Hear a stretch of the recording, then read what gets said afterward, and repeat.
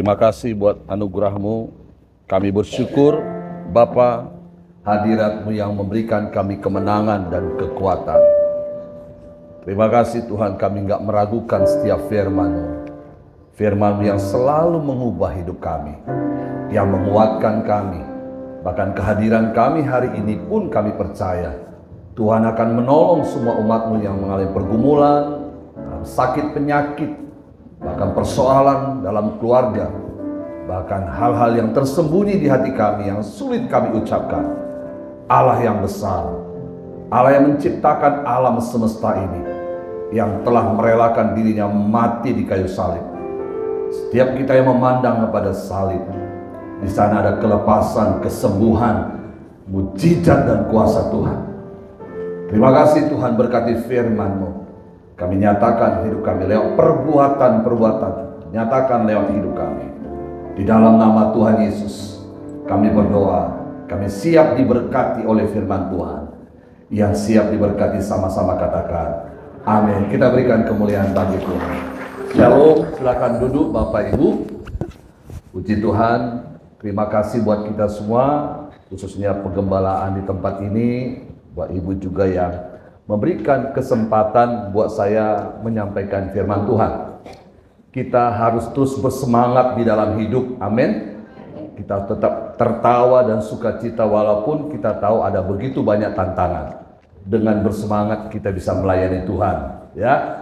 Saudara, saya baru pulang dari Pulau Sabu, Timor, karena 20 tahun lebih saya mengadopsi Timor, dan sukacita luar biasa bagaimana kegerakan Tuhan di setiap pulau-pulau di Indonesia. Ada pujian penyembahan, banyak orang-orang dipulihkan, dan itulah tujuan akhir dalam hidup kita. Kita menyampaikan kabar baik kepada semua orang, amin. Menjadi berkat, melakukan penanaman gereja supaya orang-orang datang kepada Yesus. Martin Luther berkata, Ecclesia Reformanda, orang harus kembali kepada Injil Kristus. Orang yang hidup di dalam Injil akan dimerdekakan dan diberkati. Puji Tuhan, Bapak Ibu Saudara yang kasih, hari ini saya perkenalkan, saya Pastor Afel Marbun, saya menggembalakan di Jakarta Barat, dan pelayanan saya pelayanan misi lebih banyak. Saya membidangi misi di BPD, bagian misi. Jadi apapun yang saya kerjakan, pasti yang saya pikirkan adalah suku-suku terasing dan anak-anak yang ada di pedalaman. Karena itu panggilan kita. Nah, hari ini saudara, saya ingin menyampaikan firman Tuhan sesuai dengan tema dari gereja ini, yaitu mentally healthy, kesehatan mental. Mari kita buka Alkitab kita, saudara, dalam 3 Yohanes pasal 1 ayat 2. 3 Yohanes pasal 1 ayat 2, saya rindu kita sama-sama membacanya supaya kita diberkati oleh Tuhan. Amin. Nah, 3 Yohanes pasal 1 ayat 2, 3 ya. Saudaraku yang kekasih, aku berdoa semoga engkau baik-baik dan sehat-sehat saja dalam segala sesuatu, sama seperti jiwamu baik-baik saja. Itulah doa seorang hamba Tuhan. Amin. Saya melakukan penanaman gereja. Tadi sebelum saya kemari juga, saya menguatkan satu anak rohani saya. Saya rindu, saya bilang, yang penting tubuhmu sehat, jiwamu sehat. Uang makan itu tergantung engkau. Malas, kamu gak diberkati, saya katakan. Kalau kamu rajin, doa sungguh-sungguh, Tuhan pasti buka jalan. Yang penting hati gembira, sehat, pikiran sehat, pelayanan, jangan ada agenda lain selain menyenangkan Tuhan, saya katakan. Di akhir dimanapun, pasti seorang hamba Tuhan, kita rindu supaya orang-orang yang kita kasih mengalami hidup yang baik, sehat-sehat saja. Saudara, ada pepatah berkata, next dikatakan mens sana in corpore sano, dikatakan dalam tubuh yang sehat terdapat jiwa yang sehat. Tapi kan kenyataannya enggak juga, saudara. Ada orang gila, badannya gede, besar ya, tapi ininya enggak waras, saudara. Yang paling penting kan ininya waras, sehat, ya toh, nggak tertekan, ya buktinya kita lihat banyak orang di jalanan itu gemuk-gemuk. Saya kan sering pelayanan orang gila, saudara. Wah, mereka ini kuat-kuat sebenarnya, tapi ininya yang kacau. Saya percaya jika batin sehat, mental sehat, saya yakin tubuh kita relatif juga akan sehat. Karena orang hati yang gembira itu bahagianya semuanya akan mendukung saudara. Nah, saudara yang kekasih, apa yang dimaknai dengan kesehatan mental? Next, yang pertama, makna kesehatan mental. WHO berkata bukan hanya bebas dari sakit atau cacat atau mengalami kondisi fisik, tapi juga harus sehat secara mental. Mari katakan mental. Sosial juga yang baik, mental harus baik. Mental itu penting. Dalam pelayanan ini saudara, saya secara khusus kan pergi ke Papua, Kalimantan. Itu kan ketemu orang-orang macam-macam, mulai dari yang lembut, yang kasar, yang dukun lah, macam-macam saudara. Kalau kita mental kita kalah, kita menghadapi mereka, kita juga kalah saudara. Bahkan kan gak semua orang yang baik-baik, pasti mereka punya kuasa-kuasa gelap.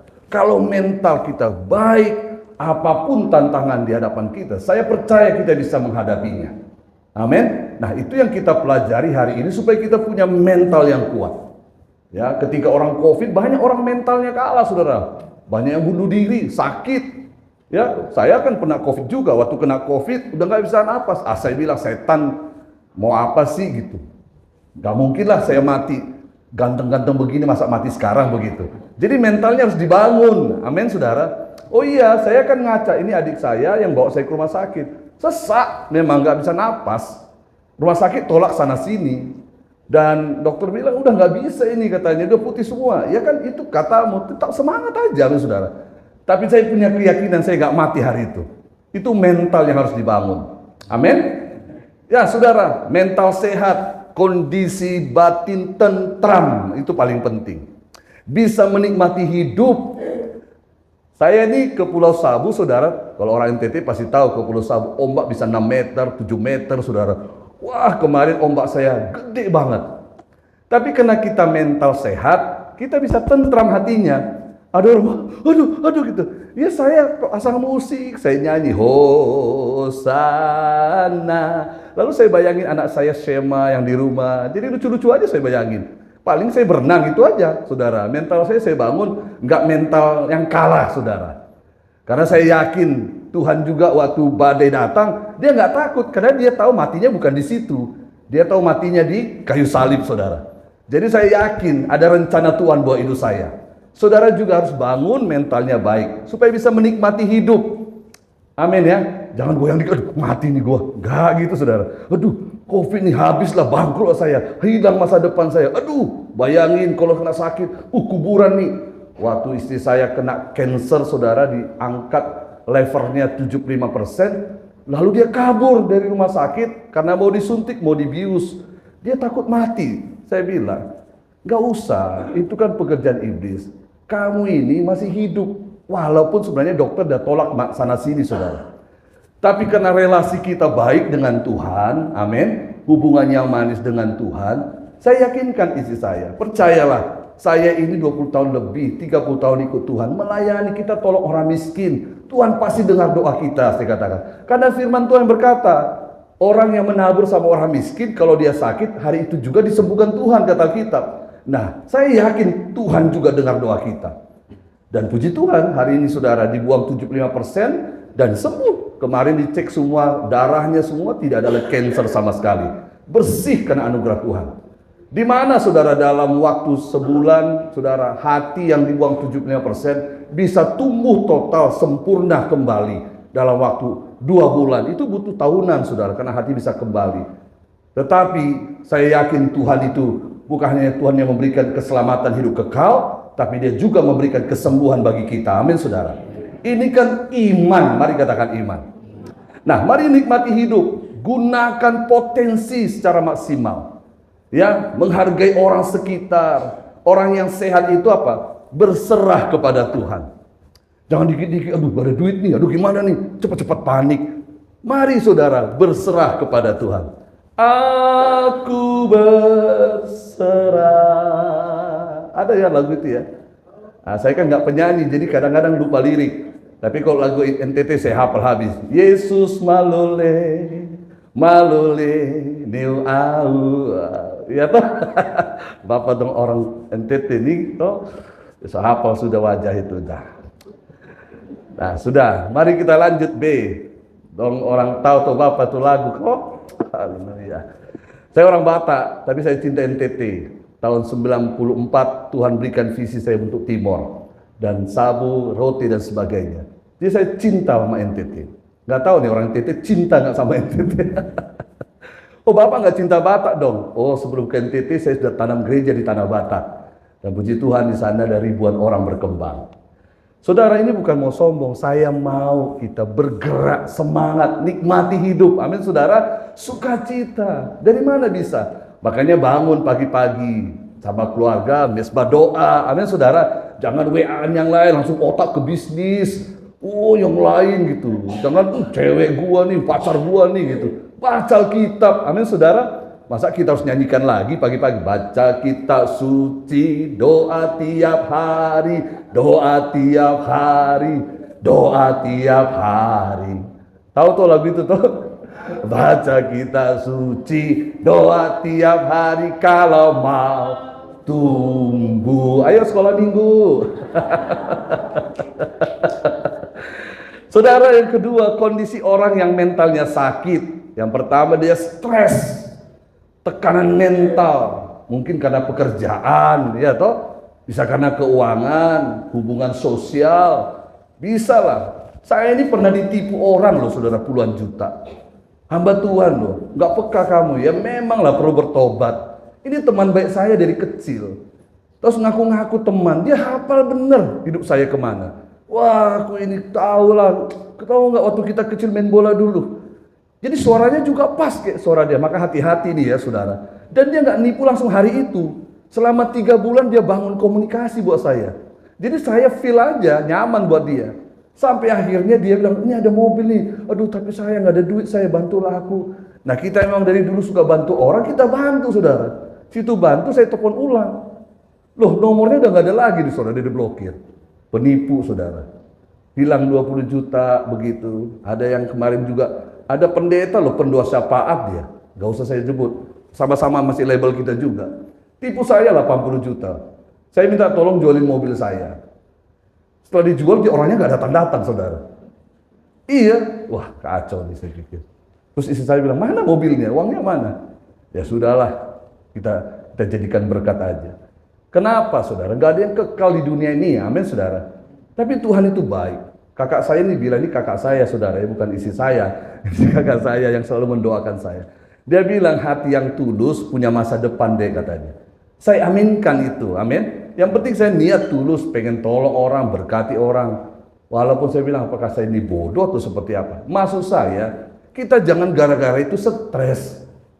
Masa gara-gara itu kita jadi masuk, makan apa tuh? Makan obat, anxiety lah, macam-macam, gemetaran tangan, tegang, mau marah, mau bunuh orang, kan nggak usah juga ya. Makanya Tuhan bilang, tabur harta di sorga, amin saudara. Ngomongnya enak Pak Pendeta ini, kan ngalamin saya gitu. Ya saya kan ngalamin juga saudara. Betul, hanya 2 menit saya bilang, ya juga ya. Udahlah, Tuhan berkati. Besoknya dia, dalam berapa bulan kita ada rapat gembala tuh saudara. Ketemu orangnya tuh saya. Ya udah saya peluk aja dia. Cuma dia mukanya blingsatan begitu. Sudahlah. Ada lagi nggak persoalan keluargamu? Saya mau bantu, saya bilang. Wah, itu orang minta ampun saudara. Tapi saya tahu saudara, kadang-kadang itulah hidup ya toh. Gak ada yang baik. Makanya kita harus berdoa. Orang yang stres itu karena ada tekanan mental. Mungkin karena pekerjaan, karena keuangan, hubungan sosial yang gak baik. Lalu apa? Dia jadi gelisah, ya toh. Sensitif, nggak bisa tidur, gini terus. Saya pernah punya teman gini dia. Kenapa sih sambil ngerokok? Stres aku. Gitu. Wah, parah juga ya. Sampai ada ketakutan, ya mudah marah. Lalu akhirnya menarik diri dari pergaulan. Dan ini yang kita layani sering, saudara. Padahal itu gampang banget nyembuhinnya. Amin, saudara ya. Gampang dong. Nah, yang kedua, saudara, mental yang sakit itu suasana hatinya gelisah. Pikirannya selalu buruk, selalu. Emosinya nggak terkendali. Lalu produktivitasnya menurun. Lalu mulai punya kelakuan berperilaku buruk. Makanya ada orang pakai narkoba, ya kan? Lalu dia pergi ke diskotik, macam-macam, memutuskan yang salah. Lalu relasinya mulai buruk dengan Tuhan. Dan kalau orang dengan Tuhan sudah buruk, sama sesama juga buruk pasti saudara. Kan hukumnya loving God, loving people. Orang yang mengasihi Tuhan pasti dia mengasihi sesama, nggak mungkin enggak. Orang yang sungguh-sungguh cinta Tuhan, dia pasti mengasihi manusia.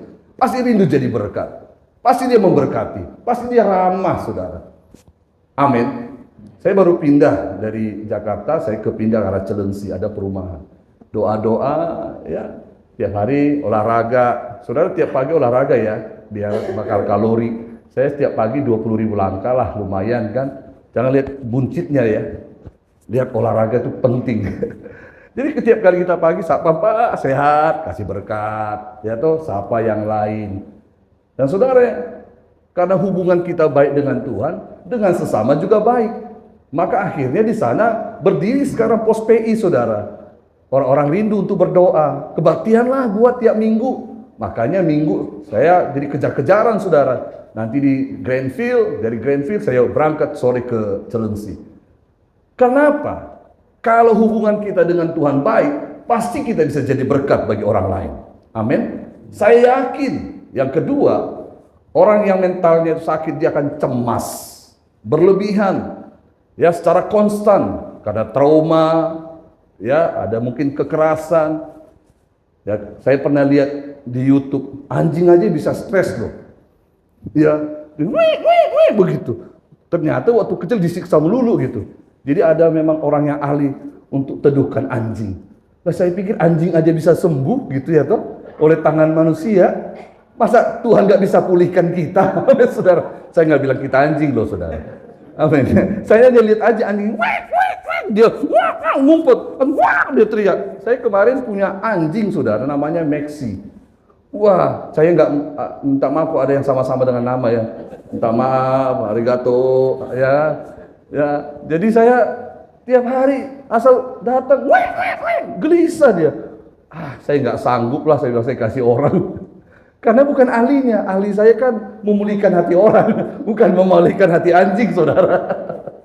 Tapi saudara saya lihat ada trauma-trauma kecil seperti itu. Ya, terintimidasi, mungkin pernah mengalami pelecehan begitu. Jadi nggak sulit rileks, jantungnya apa berdebar-debar. Saya pernah dengan mama saya naik mobil saudara ke rumah keluarga saya dari Pematang Siantar itu ke arah Parapat. Jadi mobilnya itu ngebut saudara. Lagi jalan ada babi, bayangin babi lebih berharga dari nyawa kami saudara. Itu tanah Batak tuh. Jadi ngindarin babi, mobil kami terjungkel masuk ke jurang saudara. Semua orang di dalam bis meninggal. Saya hari itu masih umur 3 tahun. 4 tahun kalau nggak salah. Nah mama saya tulang rusuknya patah semuanya. Hancur, ini robek. Tapi saya satu luka pun nggak ada, itu kasih karunia sih saya pikir. Karena mungkin bayi-bayi itu masih ya orang berdosa, manis seperti ini dijaga Tuhan saudara. Nah saya ini selamat. Tapi tahukah saudara sampai hari ini kalau ada orang yang bawa mobil lagi turun-turunan, jantung saya berdebar-debar. Ya trauma masa lalu pasti ada saudara. Karena semua orang. Karena mayat-mayat itu kan nimpah badan saya saudara, kan di jurang. Lalu saya tarik mama saya supaya mama saya keluar. Ternyata mama saya masih hidup. Udah satu-satu mayat saya tariki keluar. Umur 3 tahun akhirnya orang datang gitu. Jadi itu menjadi apa? Trauma buat saya. Kalau orang bawa mobil meluncur dikit gitu. Adik saya ini kan kadang bawa mobil gitu. Darah Yesus begitu saudara. Iya kan? Tapi kalau duit, oh no, kalau lagi turun aja, darah Yesus. Kalau duit, haleluya gitu. Enggak lah ya, iya dong pasti ya. Siapa sih nggak suka sama duit? Dan jantung berdebar, amin. Yang ketiga ada depresi, mari katakan depresi. Gangguan, suasana hati sedih, terus hingga berbulan-bulan karena stres, kesepian, kehilangan yang dicintai. Iya, saya pernah depresi karena hari itu saya lahir baru ini karena kakak saya ada seorang pendoa. Dia doa buat saya. Jadi setiap kali saya ganja gitu, rokok, dia nggak pernah marah buat saya. Dia peluk-peluk saja gini. Udah selesai ganjanya katanya gitu. Saya bingung nih orang kok nggak marah ya gitu. Sambil saya minum Manson, minta duit dong kak, 2 juta, kurang nih. Ya, tapi nanti tobat ya, buka hati buat Yesus ya gitu. Sampai akhirnya saya itu lahir baru karena doa-doa dia saudara. Dan dia mengarahkan saya setiap kali, dia bilang, kamu pasti nanti jadi pendeta. Saya ketawa dong. Saya kan seorang gaib, saudara. Nakal sana sini, kok nggak nyambung lah pendeta ke dunia jalanan begitu. Tapi dia bilang, saya yakin kamu jadi pendeta. Kau pasti nanti KKR kemana-mana. Kau nanti ke bangsa-bangsa. Iya, saya bilang, yang penting duit datang begitu kan. Tapi sampai akhirnya saya jadi hamba Tuhan. Dan saya sangat mengasihi dia. Satu kali dia meninggal. Itu membuat saya apa? Depresi, saudara. Sebulan lebih saya tinggalkan pelayanan. Makan rasanya nggak nyaman. Nggak tenang. Tertekan batin saya. Tapi saya bersyukur, saya bilang, saya ingat akhirnya bahwa nggak boleh selamanya saya tertipu oleh semua itu. Tapi lewat itulah saya mulai belajar mengandalkan Tuhan, saudara. Karena selama ini dikit-dikit minta tolong dia. Kekurangan duit, minta tolong dia. Karena dia selalu ada berkat. Dia selalu bela. Ada masalah, dia hibur. Tapi Tuhan angkat itu. Akhirnya saya depresi berat. Malas. Bayangin saya udah melayani, saudara. Udah hari itu saya pelayanan pujian penyembahan. Saya merokok lagi. Karena stres, saya marah sama Tuhan. Apa yang salah dengan kami, saya katakan. Tapi hari itu Roh Kudus baik, amin saudara. Dia sadarkan saya supaya saya andalkan dia. Dan itu menyembuhkan saya, amin saudara. Nah saudara, kita lihat C, di sini dikatakan next. Contoh Alkitab orang yang sakit mentalnya. Nanti kita juga lihat orang yang sehat mentalnya. Dalam 1 Samuel 18, nanti kita lihat ayat 8-12, ada versi Saul dan Daud. Ya. Ciri Saul yang sakit mental, kita lihat, kita tahulah ceritanya, ya kan? Paling suka lah kita dengar cerita Daud. Orangnya ini Saul iri, suka memarah, ingin menyakiti. Itu Saul ingin membunuh, ketakutan, dan diganggu roh jahat. Karena itu tidak punya hubungan yang intim dengan Tuhan lagi. Ada kekacauan di sana. Mari kita lihat 1 Samuel 18 ayat 8 sampai dengan ayat 12, saudara. Ya, 1 Samuel 18 ayat 8 dikatakan begini. Lalu bangkitlah amarah Saul dengan sangat, perhatikan, dengan sangat. Dan perkataan itu menyebalkan hatinya. Sebab pikirnya, kenapa Daud diperhitungkan mereka berlaksa-laksa, tetapi kepadaku diperhitungkannya beribu-ribu. Akhir-akhirnya jabatan raja itu pun jatuh kepadanya. Sejak hari itu, maka Saul selalu mendengki Daud, dikatakan. Ayat selanjutnya, keesokan harinya apa yang terjadi? Roh jahat yang daripada Allah itu berkuasa atas Saul. Sehingga ia kerasukan di tengah-tengah rumah, sedang Daud main kecapi seperti hari-hari. Adapun Saul ada tombak di tangannya. Saul melemparkan tombak itu karena pikirnya, baiklah aku menancapkan Daud ke dinding. Tetapi Daud mengelakkannya sampai 2 kali. Nah, ayat 12, Saul menjadi takut kepada Daud karena Tuhan menyertai Daud. Sedang daripada Saul ia telah undur. Ayat 29, makin takutlah Saul kepada Daud. Saul menjadi musuh Daud. Kapan? Seumur hidupnya. Saudara perhatikan. Saul itu sakit mentalnya, saudara. Karena iri, karena dengki. Hati-hati, amin saudara. Mari jaga hati kita dalam pelayanan. Mari saudara, saya yakin kalau kita benar relasi dengan Tuhan, tiap tuntunan Tuhan, biar itu kita ikuti besok apalagi Tuhan. Tanya Tuhan, amin saudara. Saya percaya Tuhan buat kita berhasil. Kita nggak mesti iri dengan keberhasilan orang lain. Saya percaya saya hamba Tuhan. Saya nggak pernah gila dengan jabatan karena saya tahu Tuhan berikan area kepada kita masing-masing. Saya selalu bilang sama pengerja saya, kalian nggak usah sibuk cari hati saya bilang. Nggak perlu, kalau saya yang promosin kamu, nggak kekal saya katakan. Tapi kalau kamu cari kehendak Tuhan, Allah menempatkan kamu, dan siapa yang mau runtuhkan kamu? Karena Allah yang mengangkatnya, saya katakan. Amin. Jadi carilah perkenanan Tuhan, nggak usah iri, karena hebat. Kalau ada orang hebat, belajar dong dari dia. Bagaimana kamu bisa nyanyi seperti itu? Saya dulu jadi WL nggak bisa mimpin pujian. Lalu ada seleksi pujian penyembahan di gereja, lalu saya suruh mimpin pujian. Ada namanya kakak si X gitu. Afron nyanyi dulu. Peti rusa. Terus dia bilang, lu otaknya di mana ya? Lu cari tempat lah di mana area kamu. Udah tahu suara fals begitu. Aduh dek, lu latihan sana. Kan bisa sakit hati ya saudara ya. Nah satu kali ada orang perempuan saudara mimpin pujian. Nyanyi. Kaulah segalanya. Wah saya datang dong. Gimana sih caranya belajar nyanyi begitu? Oh dia bilang kamu harus push up, jaga minum, jangan yang dingin-dingin, jangan minyak-minyak, olahraga sit up, kamu dengar musik-musik. Wah saya ikuti semua sarannya saudara. Dan tiap hari saya belajar.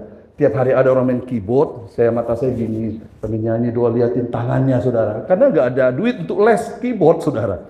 Kita kan orang-orang yang dari nol gitu. Wah gitu ya, C ke sana, D begini, oh begitu. Nah lagi kosong gereja saya main piano sambil nyanyi. Tiap hari berjuang saudara. Ada usaha. Saya percaya usaha yang keras itu tidak akan menipu hasilnya. Amin. Ada kemauan. Dan kita nggak iri dengan kelebihan dia. Kita belajar, kita rindu. Saya lihat Bapak Gembala saya khotbah di TV saudara. Saudara yang kekasih, percayalah, begitu. Wah, saya belajar lagi. Lihat di TV, lalu tanya, Pak gimana supaya bisa begini? Kamu katakan, tiap hari kita serindu belajar. Amin. Lalu saya datang sama Om Julius, karena dia pembina saya. Om, bagaimana ya kalau kita bisa mentor gembala-gembala? Kamu begini, kamu begini, kamu begini. Nah Om Julius udah tua, sekarang sama Pak Rubin, karena dia pembina saya selanjutnya. Pak bagaimana nih kok bayang-bayang? Kamu begini, kita diarahkan dan mau. Amin saudara. Karena saya percaya setiap kita punya area masing-masing. Nggak perlu iri. Jadi ciri Daud yang sehat mentalnya, Alkitab berkata dia bisa mengendalikan emosinya. Amin. Bisa mengendalikan, tidak mau menyakiti. Apalagi mau bunuh orang boro-boro saudara. Orang yang relasinya baik dengan Tuhan pasti rindu memberkati. Coba perhatikan 1 Samuel pasal 24 ayat 5 sampai ayat 6. Ya. Mari kita baca 2-3 ya. Kemudian berdebar-debarlah hati karena ia telah memotong puncak Saul. Lalu berkatalah ia kepada orang-orangnya, dijauhkan Tuhanlah kiranya apa? Daripadaku untuk melakukan hal yang demikian kepada orang apa? Yang diurapi Tuhan, yakni menjamah dia, sebab dialah orang yang diurapi Tuhan. Jadi saudara kita belajar dari seorang Daud yang mentalnya baik. Dia bisa mengendalikan emosi karena dia seorang worshiper, seorang penyembah. Oh penyembah itu yang gini? Bukan, namanya saudara. Yesus bilang, nih minum aku kasih kamu air. Air ini gak akan pernah buat kamu haus. Tapi akan tiba saatnya ada penyembah-penyembah apa? Di dalam roh dan kebenaran. Kapankah kita bisa jadi penyembah dalam roh? Ketika kita buka hati kepada Yesus. Lahir baru Roh Kudus memenuhi kita. Tapi untuk diurapi Tuhan, itu keputusan kita. Amin saudara. Kalau saudara mau diurapi, itu keputusan saudara. Saudara mau bangun relasi dengan Tuhan, maka saya yakin Roh Kudus akan menjamah kita. Lagi jalan, lagi masak toge, lagi masak tahu, pasti ada nyanyian. Yesus, kaulah segalanya. Atau lagi bawa mobil ya kan, Yesus yang termanis. Atau kita lagi jalan gini, oleh dar. Kita bisa Tuhan pimpin untuk doain keliling, lagi jalan. Amin saudara. Saya yakin Rasul Paulus berkata setiap anak-anak Allah dipimpin oleh roh Allah. Haleluya. Saya yakin dalam bisnis pun, dalam pekerjaan. Saya selalu ajarkan anak rohani saya, malam-malam jangan langsung tidur, saya katakan. Duduk di kaki Tuhan. Taruh kerjamu di meja. Baca Alkitab, nyembah. Baru serahkan pekerjaan ke tangan Tuhan. Waktu kamu nyembah, saya yakin Allah berikan kamu hikmat, saya katakan. Amin, saudara. Dia akan pimpin tiap langkah. Dia akan atur strategi. Berikan hati tenang. Amin. Alkitab berkata, jadilah tenang supaya engkau bisa berdoa. Daud adalah seorang penyembah. Salah satu penyembahnya, Tuhan adalah gembalaku, takkan kekurangan aku. Dia biasa nyembah. Maka dia bisa ngontrol emosinya. Dia bisa mengendalikan amarahnya. Dia bahkan bisa lihat algojo itu kayak semut. Amin saudara. Dia bisa lihat masalah itu siapa. Aduh kok takut katanya. Dia bisa mengendalikan dirinya. Orang yang memiliki hubungan yang baik dengan Tuhan, mental yang sehat, maka dia akan tetap berbuat baik walaupun orang berbuat jahat kepadanya. Ingin memiliki hubungan yang baik dengan Tuhan. Dia rindu menjadi berkat bagi orang. Wah, saya pernah di mimbar begini, saudara. Lagi mau khotbah, datang gembala itu naik ke mimbar. Pak, tolong turun ya. Bapak katanya punya istri 2 katanya. Lah, bayangin tuh ribuan orang saya lagi khotbah, saudara. Saya turun, saya senyum aja. Saya dengar ternyata gosipnya dari satu pendeta yang lain. Saudara malu, saudara. Coba tiba-tiba kalau ada bapak gembala di sini, Pak tolong turun, bapak berzina gitu. Coba malu banget nggak mata saudara lihat saya nih sampai pulang gitu. Tapi itu saya alami. Besok-besoknya dalam sidang MD saudara dia ketemu saya, peluk lagi, maaf ya. Ya gimana dah, nama baik udah buruk begitu ya. Lalu saya ngomong sama Pak Tante Olin di Petamburan. Orang yang dipanggil nggak mau datang. Dia panggil ini, bukan saya mau gosipin nih saudara, tapi saya mau bilang begini. Kalau hubungan kita baik, kita nggak mau benci. Sekarang itu kita hello-helloan, kamu nggak benci lagi kan? Ngapain? Ngabisin waktu untuk sakit hati. Di depan masih ada yang harus kita kerjakan, namanya saudara. Kan kita nggak perlu tanggung jawabin sama manusia, saudara. Kan ujung-ujungnya kan ada tahta besar nanti, semua orang akan ke sana. Berani nggak saudara natap wajah Tuhan? Kalau saudara memang berdosa, pakai jubah bagus tapi munafik, saya nggak yakin saudara siap nanti. Tapi kalau kita benar, saya yakin kita akan memandang wajahnya. Amin. Nggak takut. Saya nggak percaya saudara, orang yang punya sakit hati berani ketemu Tuhan. Nggak yakin saya. Tapi saya yakin kita bisa natap Tuhan. Loh, Bapak Pendeta udah sempurna. Justru kita terus saudara berjuang supaya kita hidup benar di hadapan Tuhan. Ada kerinduan. Amin. Nah saudara, orang yang mentalnya sehat, dia akan ingin berbuat baik. Ya, next. Ya. 1 Samuel 24 ayat 11 saya akan baca cepat. Ya, waktu saya sedikit lagi. Dikatakan, lihatlah dahulu ayahku. Dikatakan apa? Lihatlah kiranya puncak jubahmu dalam tanganku ini. Sebab dari kenyataan bahwa aku memotong puncak jubahmu dengan tidak membunuh engkau. Dapatlah kau ketahui dan kau lihat bahwa tanganku apa? Bersih daripada kejahatan dan pengkhianatan. Bahwa aku tidak berbuat dosa terhadap engkau, walaupun engkau ini mengejar-ngejar aku untuk mencabut nyawaku, katanya. Ayat 18 katanya kepada Daud, engkau lebih benar daripada aku, sebab engkau telah melakukan yang baik kepadaku, padahal aku melakukan yang jahat kepadamu. Saudara perhatikan, orang yang mentalnya sehat, dia akan membalas yang baik kepada orang yang berbuat jahat kepadanya. Haleluya, saya percaya Tuhan berikan kita kemampuan. Kadang-kadang saudara, kita ini hamba Tuhan dan jauh-jauh saudara ke pedalaman gitu.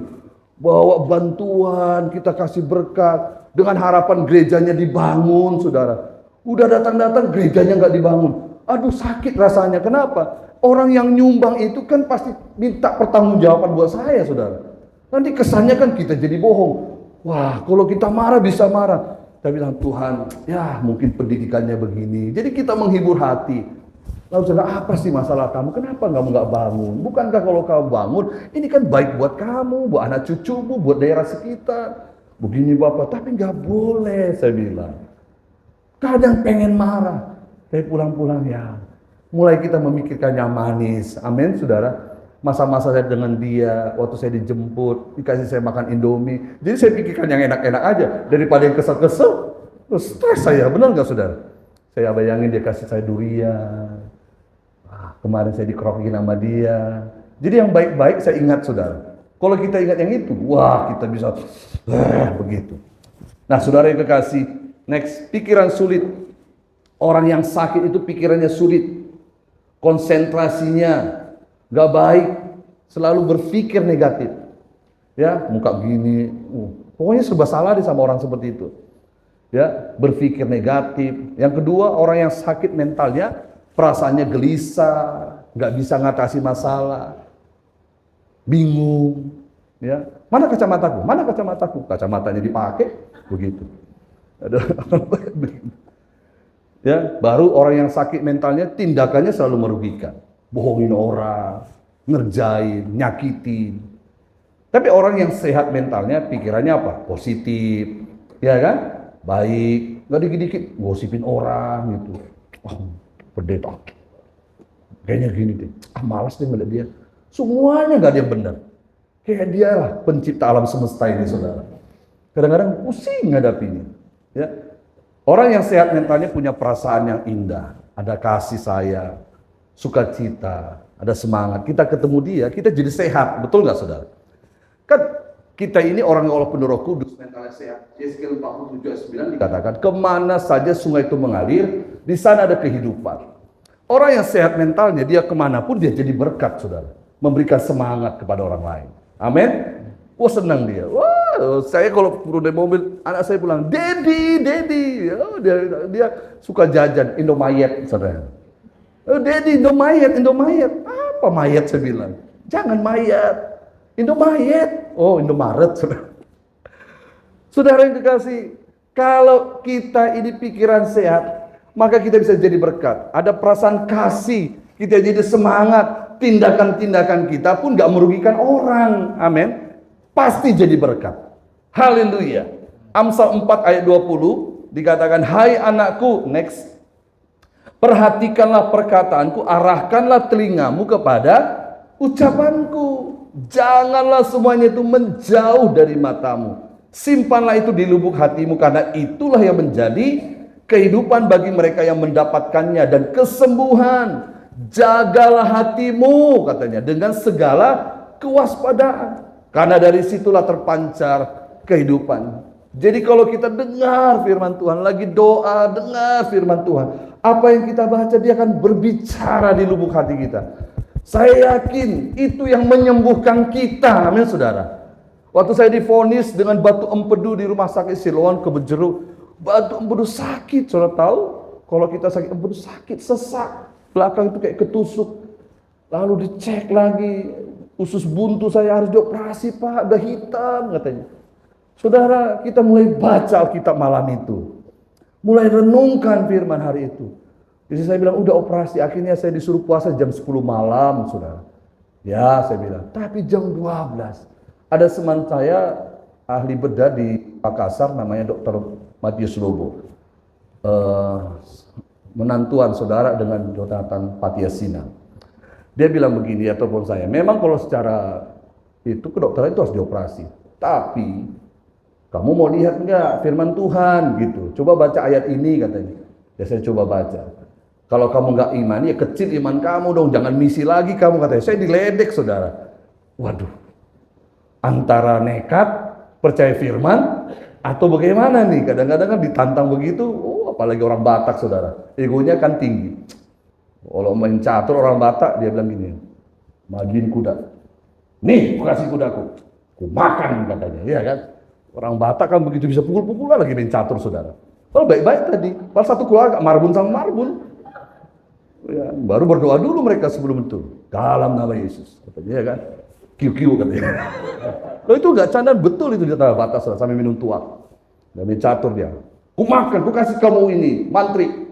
Wah, ku makan, katanya. Ego main, saudara. Padahal udah nggak ada teknik lagi di situ. Karena sombong. Ku kasih pion, ku makan. Nah, udah kasih kerupuk, ku makan juga, katanya. Kasih tai, ku makan. Dia lupa yang mau dikasih tai, saudara. Nggak bercanda. Amin, saudara. Orang seringkali, saudara, panas hati karena nggak ngerti firman Tuhan. Nah, hari itu saya coba dengarkan firman Tuhan. Saya nggak bergerak karena ego. Lalu saya berdoa, akhirnya jam 1 malam saya cabut infus karena ada satu ayat firman Tuhan yang menguatkan hati saya. Ya udah sampai sekarang, saudara, saya nggak pernah operasi empedu, nggak pernah operasi ginjal dan sebagainya. Saya dicek di Cikidi MRI ulang, hasilnya bersih. Ya saya percaya kasih karunia Tuhan. Tapi jangan lakukan ya, kalau bukan pernah tuntunan Tuhan.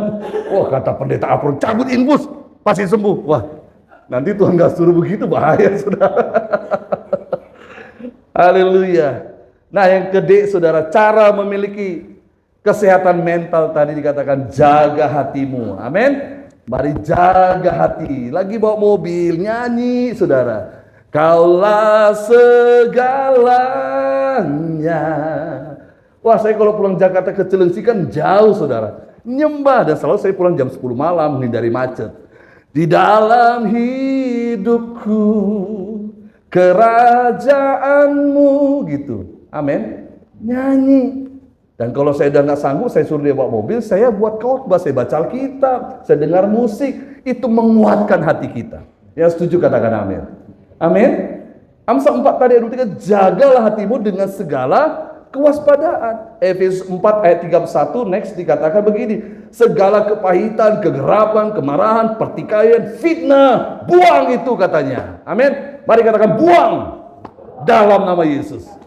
Biar kita sehat. Amin ya. Nanti saudara marah-marah saudara. Saya kan dulu urusin pengerjaan 30 orang. Kadang-kadang kesel. Udah dimasak, dimasakin. Jadi bilang, Pak Pendeta jatahnya jangan diambil ya.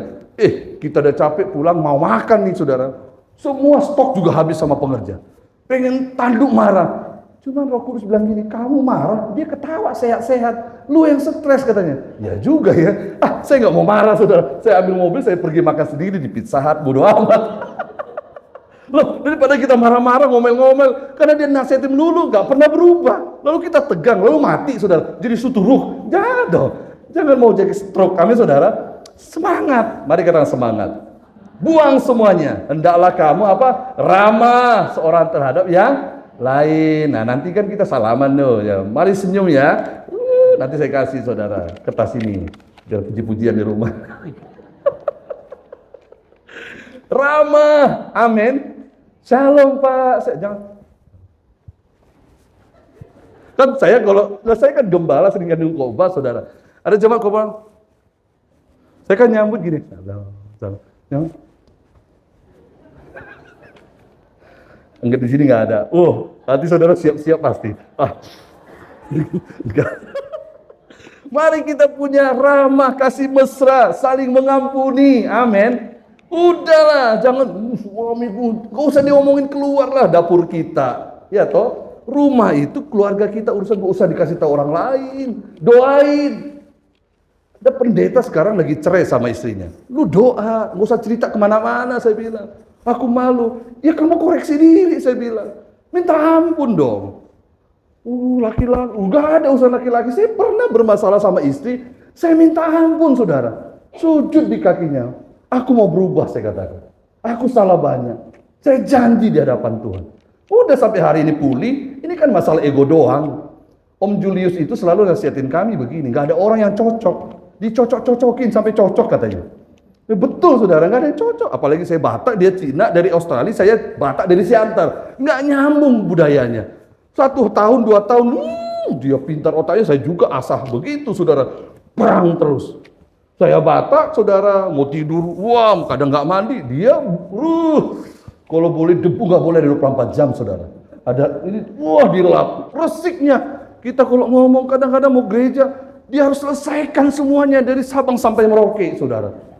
Waduh, saya bilang kapan berangkatnya? Udah bang, duluan aja deh, saya naik taksi. Sampai itu kerjaan rumah selesai. Ini kan perlu direnungkan. Kenapa ya? Ternyata saya yang malas. Harusnya saya bantu dia, betul nggak saudara? Saya minta ampun sama Tuhan. Saya nuntut dia cepat, saya nggak kerjain saudara. Nah itu kan perlu dirubah, amin saudara. Nah kan orang Batak biasanya bila hormat. Duduk, mana kopi saya? Roti. Kenapa nggak dibuat? Aku yang buang begitu, kau bodoh kamu, begitu. Saya minta ampun sama Tuhan. Karena bapak saya militer, biasanya dilayani kayak bos. Mama saya pakai, saya lihat mama saya pontang-panting melayani bapak saya. Saya pun akhirnya berprinsip, saya akan jadi bapak saya. Jangan sampai istri nguasai saya, begitu. Pengajaran yang sesat. Sekarang saya mulai berubah. Saya bilang sama dia, coba kamu ubah apa yang salah. Amin. Mari saya, nggak salah lah gendongin anak sambil masak, saya lakukan itu. Saya gendong, saya masak, saya ngepel, saya cari duit juga loh saudara. Makanya sebelum nyampe rumah, saya berhenti nih depan rumah jauh. Tuhan, saya mau nyampe rumah, saya mau ngomong yang berkat, saya mau wajah saya ini ketarik senyum. Jangan gitu, nyampe rumah senyum, amin saudara. Siap? Haleluya. Jaga perkataan, tadi jaga hati, amin. Jangan ngomong yang kasar. Halo? Jangan ngomong yang kasar. Mari ngomong yang baik. Saya ini orang bajingan banget loh saya. Kalau lihat orang dikit, maaf ya saudara, kebun binatang itu keluar dari mulut saya. Kalau dia nantang, saya akan turun. Saya ambil besi, saya hajar itu mobilnya. Itu tuh perangai buruk saya. Tapi dirubah oleh Tuhan. Yang setuju katakan amin. Wah, kakak saya ini kalau saya nyetir dia darah, dia doa dari itu saudara, supaya jangan membuat kesalahan. Saya nggak peduli karena saya kan pernah masuk penjara. Penjara enak kok, duduk makan, dikasih makan 3 kali sehari saudara. Dipijit-pijit kaki saya. Tergantung pengikutnya berapa banyak. Tapi saudara, itu nggak berkenan di hadapan Tuhan. Amin. Saya rubah, ucapkan perkataan iman yang membangun. Halo? Jangan ada kanker. Iya, saya juga pernah loh. Waktu kayak gitu saya juga pernah ngerasain kayak asam lambung juga awalnya ya. Kayaknya kanker dia tuh gitu. Mati dia nanti saudara. Mau apapun yang kamu rasakan itu hanya perasaanmu. Bangkit bilang aku sehat, saya katakan. Makanya orang sembuh. Yang ketiga saudara, jaga matamu itu. Amin saudara. Orang Batak bilang jaga matamu itu katanya. Karena kita ini, anak saya itu saya ngomel sama istri saya. Dia sih nggak sengaja lagi tidur, dia buka WA sedikit. Anak saya dia nggak perhatiin sebelah, lihat saudara. Kadang dia buka video gitu. Maka dia ketagihan karena ada di dalam otak kita namanya dopamin, kecanduan. Jangan sampai kita izinkan itu. Ini lihat, wah tuh dalam nama Islam. Di sini nggak ada lagi lah. Kita pergunakan handphone itu hal yang baik. Amin. Halo. Ini sulit bilang halo. Tolong dalam nama Yesus. Makanya tegas, selain pujian penyembahan itu ikrar naja saya dan khotbah. No. Selain ini dan cak lontong saya. Kita perlu dengar yang lucu-lucu. Selain itu nggak ada, saya nggak mau. Dalam nama Yesus, tolak semuanya. Jaga mata. Amin. Yang terakhir saudara, jaga langkah hidupmu. Biarkan selaraskan langkah kita. Tuhan yang pimpin. Saya percaya hati kita tenang. Amin. Doa, nyanyian, pujian. Tuhan akan menyehatkan hati kita. Jiwa kita, kalau hati semua sehat, Tuhan akan berkati kita.